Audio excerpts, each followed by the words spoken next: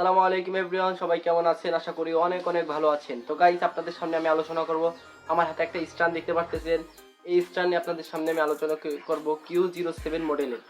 এই স্ট্যান্ডটি আপনাদের কাছ থেকে বাজার থেকে নেবে 300 থেকে 350 টাকা। এটা দিয়ে আপনারা ব্লগিং করতে পারবেন এবং কি এটা রেখে দিয়েও ভিডিও করতে পারবেন। তো এটির ভালো দিক এবং খারাপ দিক নিয়ে আপনাদের সামনে আমি আলোচনা করব।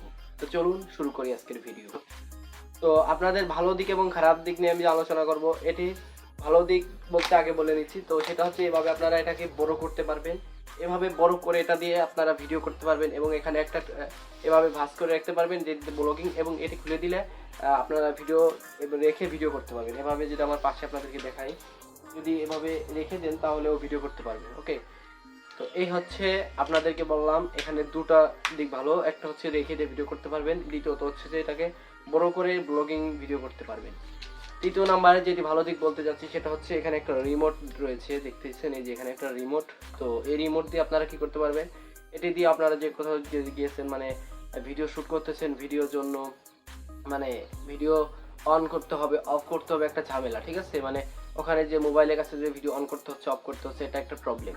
আর যদি আপনাদের এই রিমোটের কাছে থাকে তাহলে আপনারা এটি দিয়ে কন্ট্রোল করতে পারবেন, এটা দিয়ে অন করতে পারবেন এবং অফ করতে পারবেন, এবং সবশেষে এখানে যে একটা রয়েছে এটা আটিয়ে দিতে পারবেন। এটি দিলে এভাবে এটা থাকবে। আলোচনা করবো যেটি ভালো দিক, সেটা হচ্ছে যে এখানে একটা লাইট দেখতে পারতেছেন, এই যে লাইট, এখানে একটা যে সুইচ রয়েছে, এটিতে ক্লিক দিলে একবার ক্লিক দিলে আলো একটু কম হবে, আরেকবার ক্লিক দিলে আরেকটু বাড়বে, এবং আরেকটু ক্লিক দিলে আরেকবার বাড়বে। হ্যাঁ, এটা রাত্রেবেলা ভিডিও করার জন্য অনেক কাজে দেয়।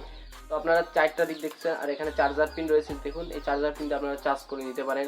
চ্যাপ্টার চার্জার, যেটা মোবাইলের চার্জার দিয়ে আপনারা চার্জ করতে পারবেন। তো এখানে এবং এভাবে বাঁকা করে সোজা করে এভাবে ভিডিও করা যাবে। তো এখানে অনেকগুলো ভালো দিক আপনাদেরকে এখন বলছি আমি।